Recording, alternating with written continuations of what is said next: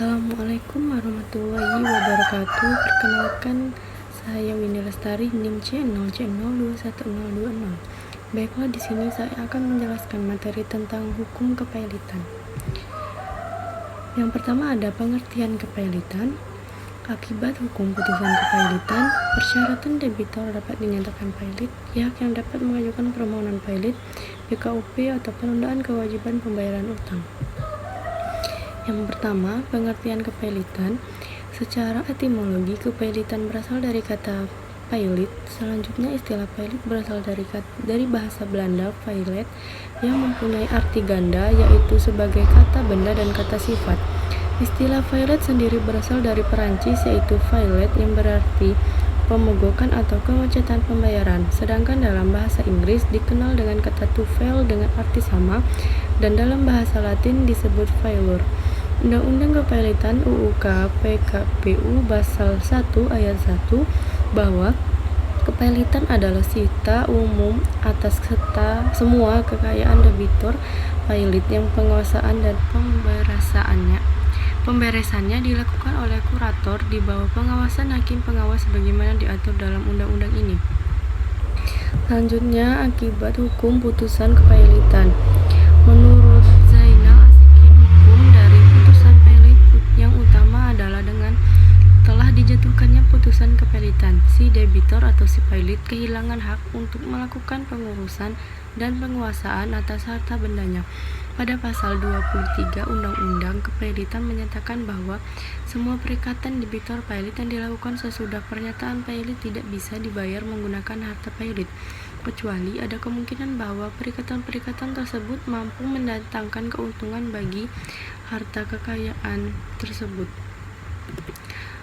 Selanjutnya, menurut Richard Burton, simak hutang, bahwa akibat hukum lain yang sangat penting dari pernyataan pailit adalah seperti yang tercantum pada pasal 41 Undang-Undang Kepailitan, yaitu bahwa untuk kepentingan harta pailit dapat dimintakan pembatalan atas segala perbuatan hukum debitor yang telah dinyatakan pailit yang merugikan kepentingan kreditor yang dinyatakan sebelum pernyataan pailit ditentukan.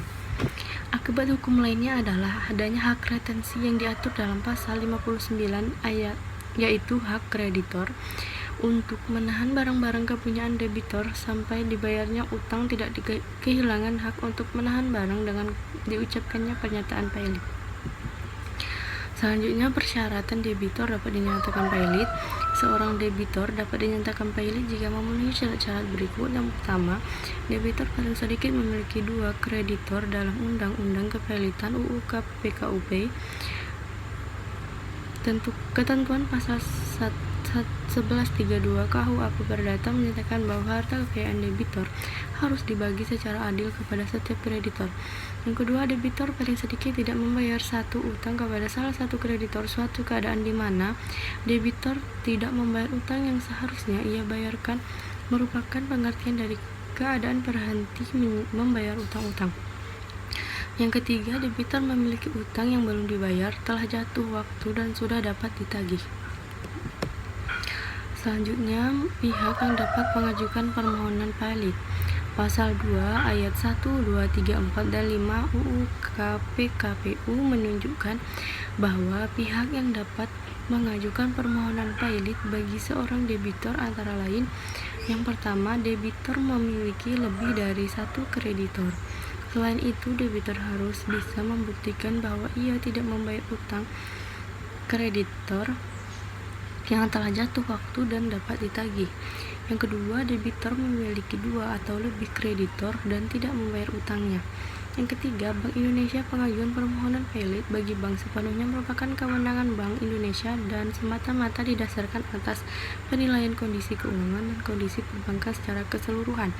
Yang keempat, Menteri Keuangan dalam hal debitor adalah perusahaan asuransi, perusahaan reasuransi, dan dana pensiun atau badan usaha milik negara yang bergerak di bidang kepentingan publik. Permohonan pernyataan pailit hanya dapat diajukan oleh Menteri Keuangan.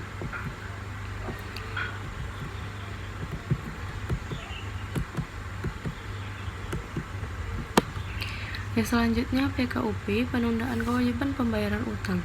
PKUP adalah suatu masa yang diberikan oleh undang-undang melalui putusan hakim niaga di mana dalam masa tersebut kepada pihak kreditor dan debitor diberikan kesempatan untuk memusyawarahkan secara cara pembayaran utangnya dengan memberikan rencana pembayaran seluruh atau sebagian utangnya termasuk apabila perlu untuk merestrukturisasi utangnya tersebut. PKUP sendiri terbagi dalam 2 tahap, yaitu sebagai berikut. Yang pertama, debitor mengajukan permohonan PKPU sejauh syarat-syarat administrasi sudah dipenuhi. Pengadilan harus segera mengabulkannya paling lambat 3 hari sejak tanggal didaftarkannya surat permohonan. Yang kedua, penundaan kewajiban pembayaran utang secara tetap setelah ditetapkan penundaan sementara kewajiban pembayaran utang. Maka pengadilan niaga melalui pengurus wajib memanggil debitor dan kreditor yang bersangkutan untuk menghadap dalam sidang yang diselenggarakan paling lambat pada hari ke-45 terhitung sejak ditetapkannya putusan PKPU sementara. Baiklah, mungkin hanya itu yang dapat saya sampaikan. Jika ada kesalahan kata, saya mohon maaf. Wabillahi taufiq wal hidayah. Wassalamualaikum warahmatullahi wabarakatuh.